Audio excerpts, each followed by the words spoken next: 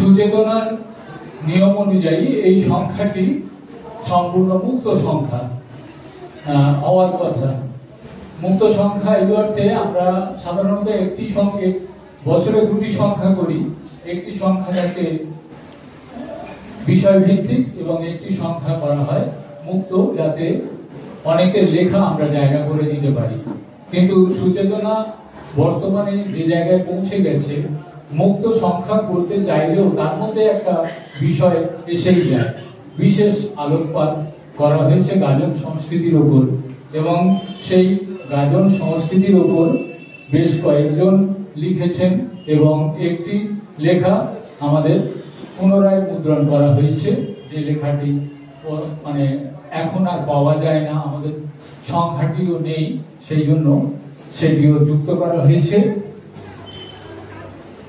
সঞ্জয় ঘোষ মহাশয় একটি লেখা দিয়েছেন গাজনের ওপর, লেখা দিয়েছেন যেটা বলছিলাম যে পুরনো লেখাটি ছাপা হয়েছে, সেটা হচ্ছে গবেষক ধৈর্যটি নস্কর মহাশয়ের তুহিময় ছাটুয়ের একটি লেখা, যদিও লেখাটি একটু পুরনো দিনের, তবু সেটা ছাপা হয়েছে গাজন গানের ওপর।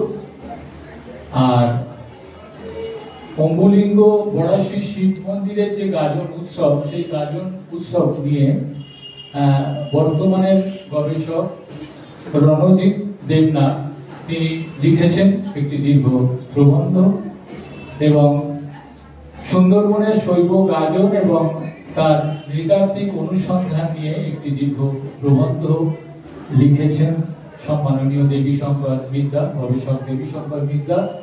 এবং আমরা এই যে গাজন সংক্রান্ত যে লেখাগুলো ছেপেছি, তাতে আমরা একটা দাবি করতেই পারি যে গাজনকে নিয়ে নতুন করে ভাবনার অবকাশ কিন্তু আমরা করে দিয়েছি।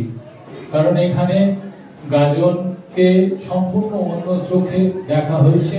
যারা প্রাচীন মানুষ তারা তো লিখেছেনই, আবার নবীন গবেষকরা গাজন নিয়ে কি ভাবছেন সেটাও দেখানো হয়েছে। এবং এই যে গাজন সংস্কৃতির যে প্রাচীনতম দিক, সেই দিকগুলো তুলে ধরার চেষ্টা করেছেন এখনকার দিনের একজন সর্বাগ্রগণ্য গবেষক দেবীশঙ্কর বিদ্যা।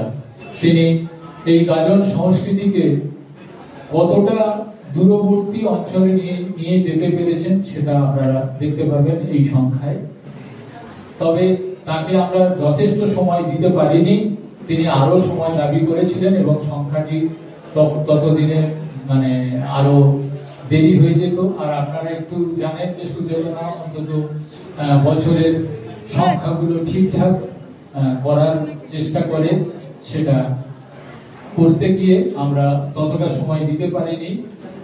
তবুও আমরা বলছি যে গাজন নিয়ে নতুন করে ভাবার সময় কিন্তু এসে গেছে। অনেকে ভাবছিলেন যে গাজন নিয়ে আবার নতুন করে বলার কি আছে, কিন্তু নতুন করে যে বলার আছে সেটা প্রমাণ হবে এই সংখ্যা থেকে।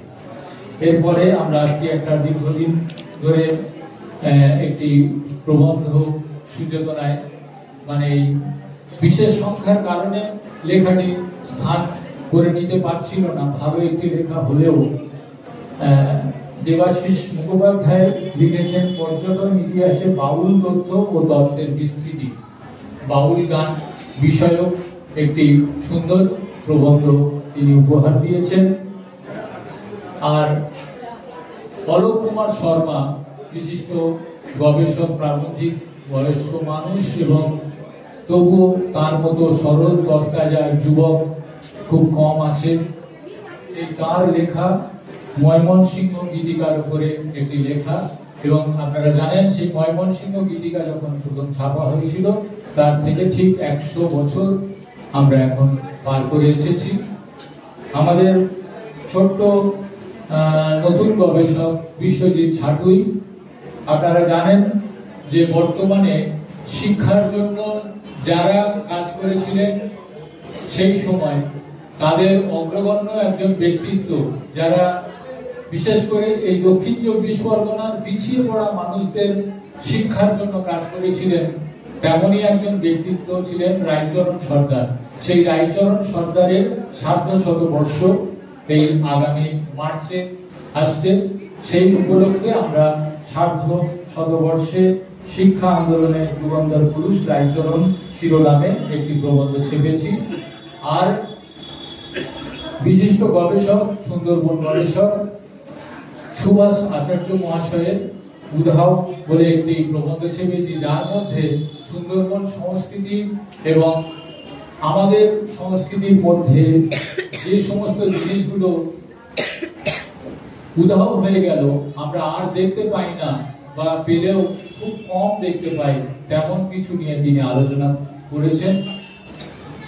তারপরে এসেছে গল্পের বিষয়।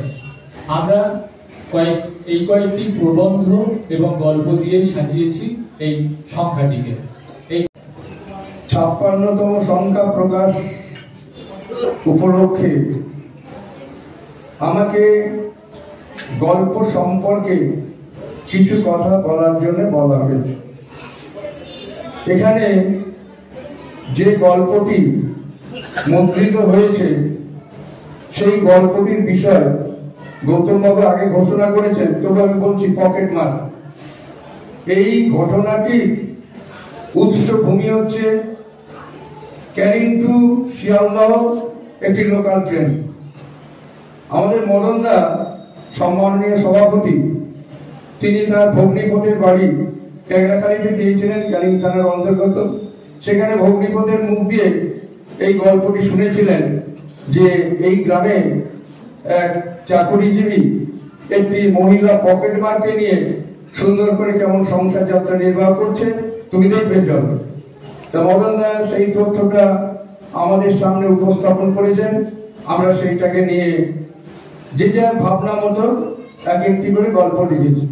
এই যে একটি বিষয়কে কেন্দ্র করে গল্প লেখার যে বাতিক বা নজির, শুধু আমাদের দেশ বলে নয়, অতি প্রাচীন কাল থেকে পৃথিবীর সমস্ত দেশেই চলে আসছে।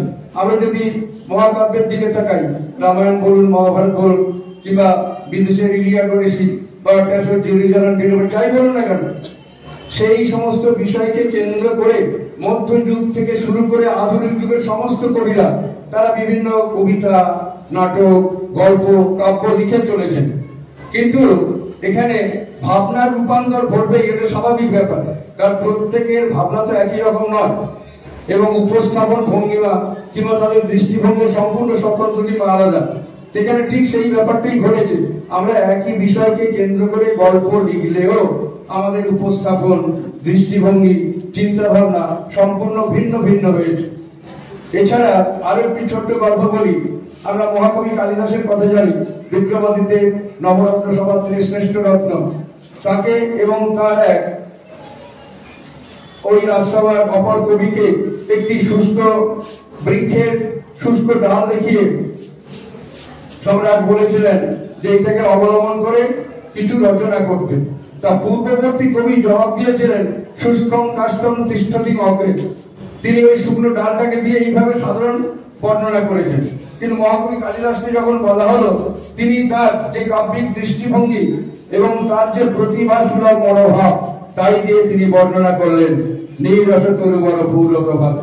আমাদের এখানে অতটা হয়তো উচ্চ মার্গে আমরা উন্নীত হতে পারিনি, তবু আমাদের যে দৃষ্টিভঙ্গি এখানে ভিন্ন ভিন্ন ভাবে প্রতিফলিত হয়েছে, সেই দৃষ্টিভঙ্গিটা পাঠক নিশ্চয়ই বুঝতে পারবেন।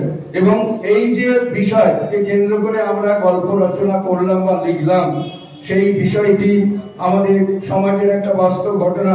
এইভাবে বহু বাস্তব ঘটনা নিয়ে একই বিষয়কে কেন্দ্র করে বহু লেখক, কবি, শিল্পী, সাহিত্যিক, কবি তারা রচনা করে চলেছে। এই যে বিষয়টি আমরা কেন্দ্র করে কিছু সৃষ্টি করলাম, এর মধ্য দিয়ে আমাদের ভিন্ন ভিন্ন ভাবনা যেমন প্রকাশিত হলো, তেমনি আমাদের যে ভিন্ন ভিন্ন দৃষ্টিভঙ্গি সেটাও প্রকাশ পেয়েছে। তাই আপনাদের সবাইকে নমস্কার, প্রণাম এবং শ্রদ্ধা জানি এখানে নমস্কার।